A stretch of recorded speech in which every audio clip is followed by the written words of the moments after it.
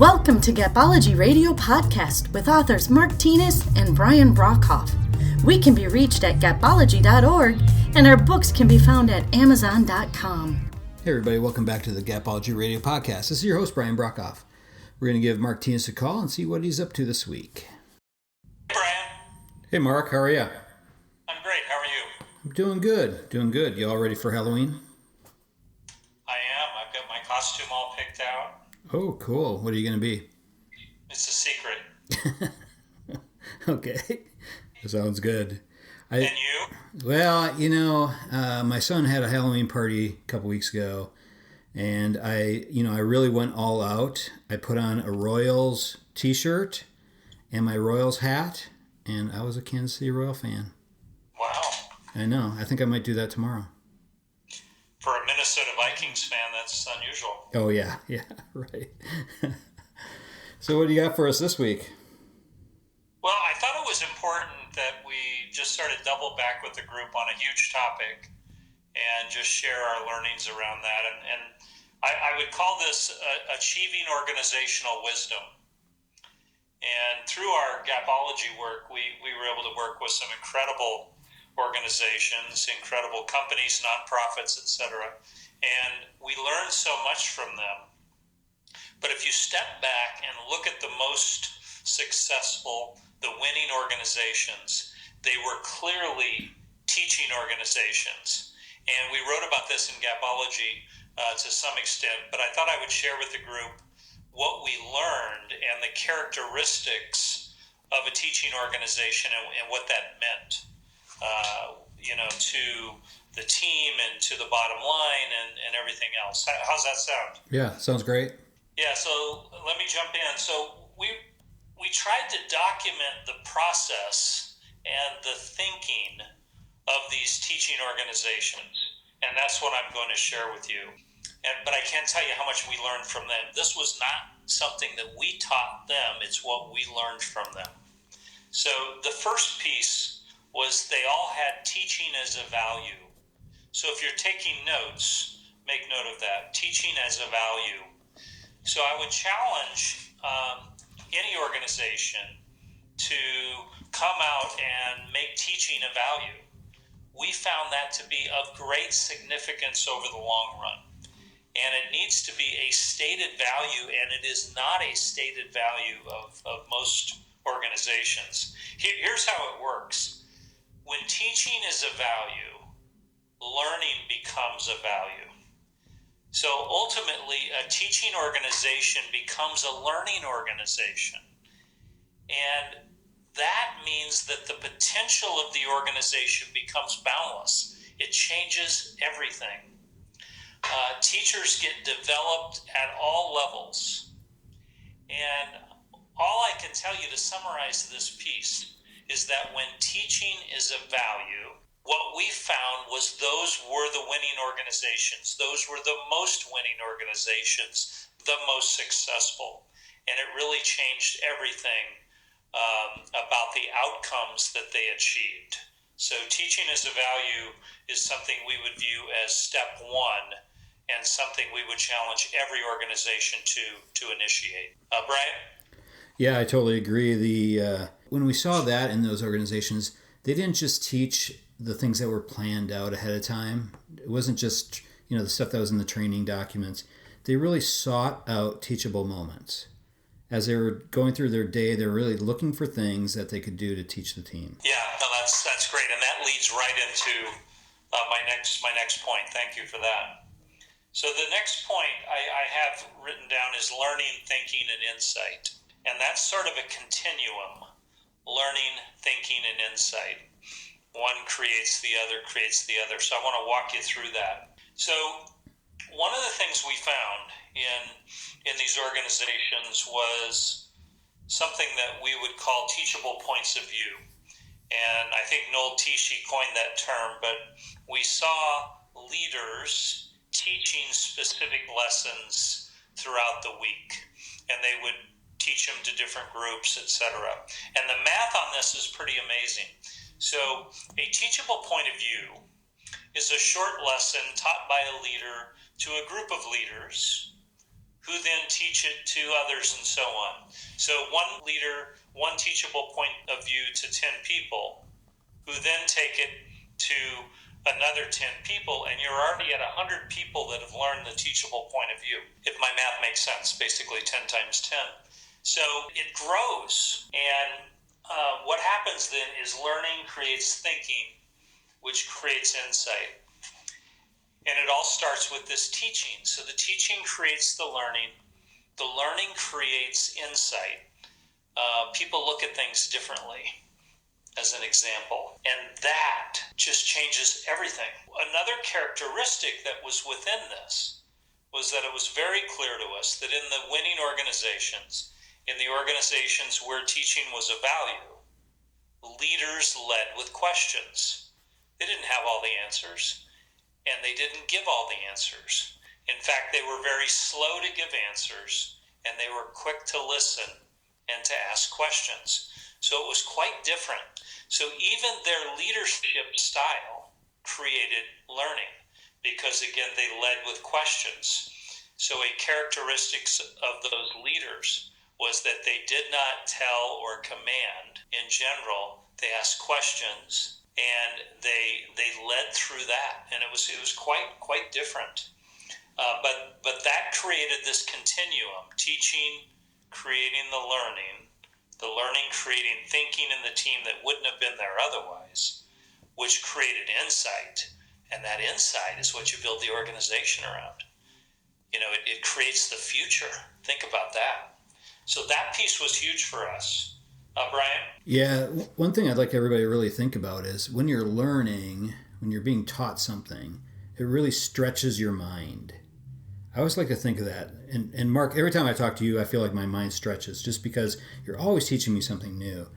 And what we really saw is, winning leaders value that. They value the growth that happens when you're teaching.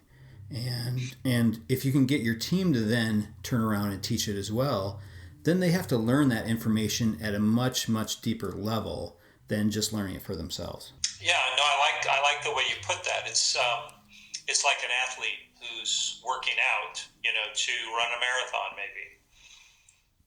They stretch and they grow and they practice and they, have to have this regiment.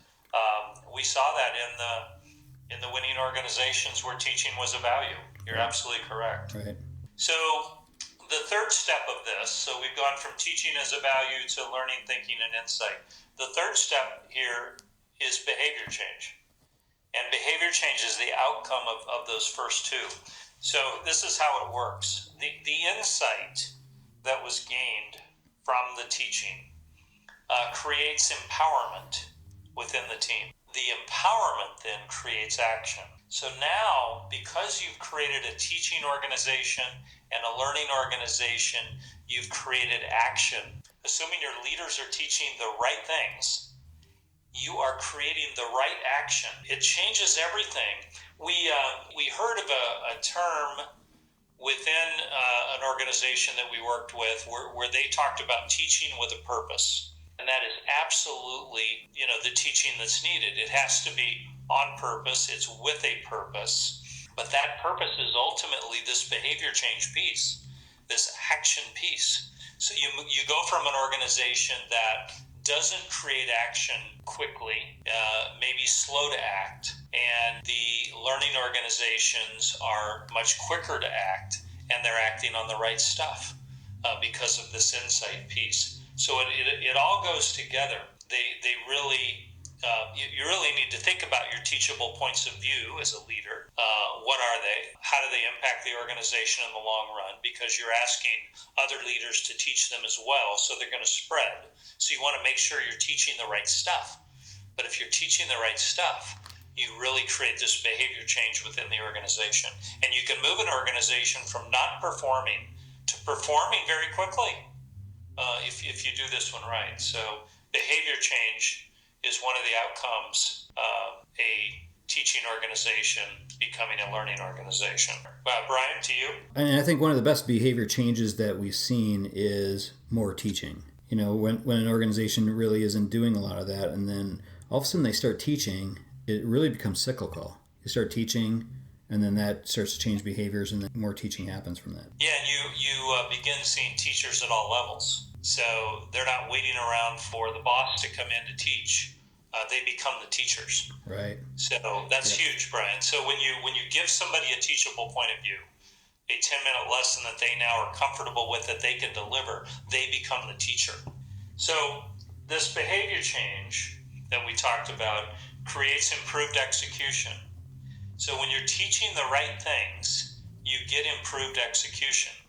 And how does that happen? Well, if you go back to Gapology, terminology, the teams truly anticipate gaps before they even occur, and they eliminate gaps before they occur. And they do that by developing execution strategies.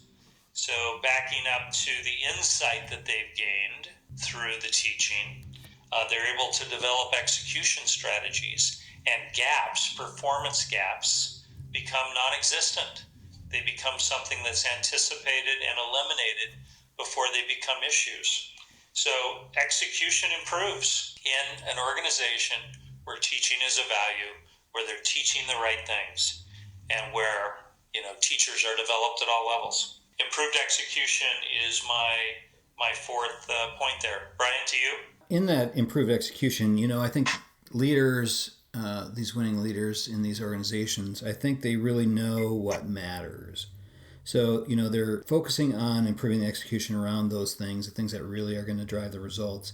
They know what processes will achieve it. They know how to leverage the strengths of the team and how to minimize the weaknesses of the team. Just understanding those pieces, I think, is huge. Yeah, that's great. Thank you. So the fifth step, which is the destination of the first four, is wisdom.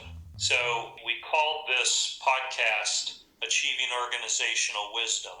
Here's what it looks like when you get there. So you really create long-term growth for the organization. You have created within the team increased satisfaction. People that are learning become very satisfied with their career, with their job. Most people surveyed today say that they are not satisfied with their job. You can change that by creating a teaching organization. The satisfaction is created by engagement. The engagement goes up. And the greatest thing is, in those organizations, because you've created teachers at all levels, you actually have developed the future leaders. So your succession planning is solid. So wisdom is where you're trying to get to, organizational wisdom, where the organization can conquer any obstacle. They can figure it out. They know how to close gaps. And all of this starts back at the beginning, which was making teaching a value.